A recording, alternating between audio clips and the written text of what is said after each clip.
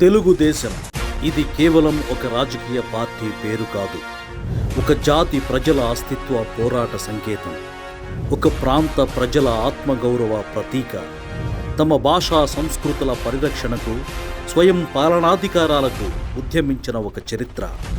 నేడు ప్రపంచవ్యాప్తంగా వేళ్లూనుకుని ప్రతి దేశంలోనూ తమ ప్రతిభను చాటుతున్న తెలుగువారి అభివృద్ధికి మూలం తెలుగుదేశం. సరిగ్గా 44 సంవత్సరాల క్రితం 1982 మార్చి 29వ తేదీన మధ్యాహ్నం 2:30 ఒక తెలుగువాడు సింహనాదం చేశాడు. రైతు కూలీల రక్తంలో నుంచి, నిరుపేదల కన్నీటిలో నుంచి, కష్టజీవుల కంటి మంటల్లో నుంచి, అన్నార్తుల అక్కందరలో నుంచి పుట్టింది ఈ తెలుగుదేశం.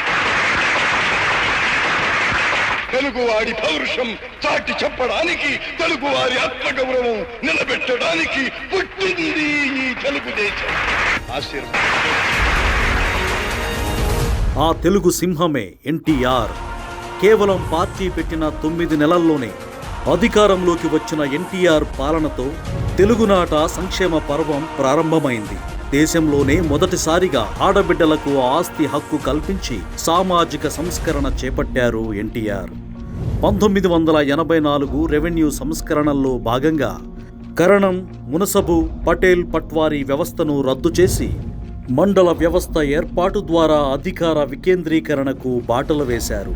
దేశంలోనే మొదటిసారిగా వృద్ధులకు, వితంతువులకు 30 రూపాయల పింఛను అందించిన మానవతావాది ఎన్టీఆర్. ఎన్టీఆర్ రూపంలో పేదలకు పట్టెడన్నం, కట్టుకోవడానికి బట్ట, తలదాచుకోవడానికి పక్కా ఇల్లు అందించిన తెలుగుదేశం చంద్రబాబు గారి రూపంలో సామాన్యుడి కలలకు రెక్కలు తొడిగి ఆకాశాన్ని అందుకునే అవకాశాలను అందించింది. పాలనలో సాంకేతికతను ప్రవేశపెడుతూ దేశంలోనే మొట్టమొదటిసారిగా ఈ గవర్నెన్స్కు నాంది పలికిన చంద్రబాబు గారు ఆంధ్రప్రదేశ్ విజన్ 2020 పేరుతో ఓ దార్శనిక పత్రాన్ని చంద్రబాబు గారు విడుదల చేసినప్పుడు ఆ మాట విని నవ్విన వారికి సమాధానమే సైబరాబాద్. ఐటీ అన్న పదాన్ని మారుమూల తెలుగు యువతకు పరిచయం చేస్తూ 1998లో ప్రారంభమైన హైటెక్ సిటీ ఒక అంతర్జాతీయ సంచలనం.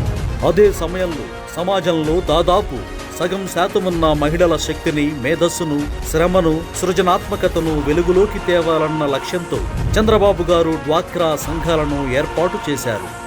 మహిళలకు విద్యా ఉద్యోగాలలో 33% రిజర్వేషన్లు అమలు చేసి ఎంతో మంది ఆడపడుచులకు ఉన్నత విద్య, ఉన్నత ఉద్యోగాలు అందేలా చేశారు. సంపన్న వర్గాలకే పరిమితమైన గ్యాస్ స్టవ్ వినియోగాన్ని దీపం పథకంతో పేదల వంటింట్లోకి తెచ్చారు. జన్మభూమి, ప్రజల వద్దకు పాలన, ఈ గవర్నెన్స్, మీ సేవ, రైతు బజార్, పచ్చదనం, పరిశుభ్రత, ఫైళ్ల క్లియరెన్స్ వారోత్సవాలు, ఇలా ఎన్నో వినూత్న ఆలోచనలతో రాజకీయాలు ప్రజల జీవితాలను, సమాజాన్ని బాగు చేస్తాయన్న భావనను కలిగించారు.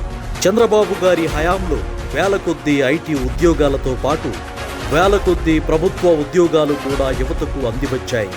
జాతీయ రాజకీయాలలో సైతం నిర్ణయాత్మక శక్తిగా ఎదిగి ప్రధానులు, రాష్ట్రపతుల నియామకాలలో కీలక పాత్ర పోషించింది తెలుగుదేశం పార్టీ.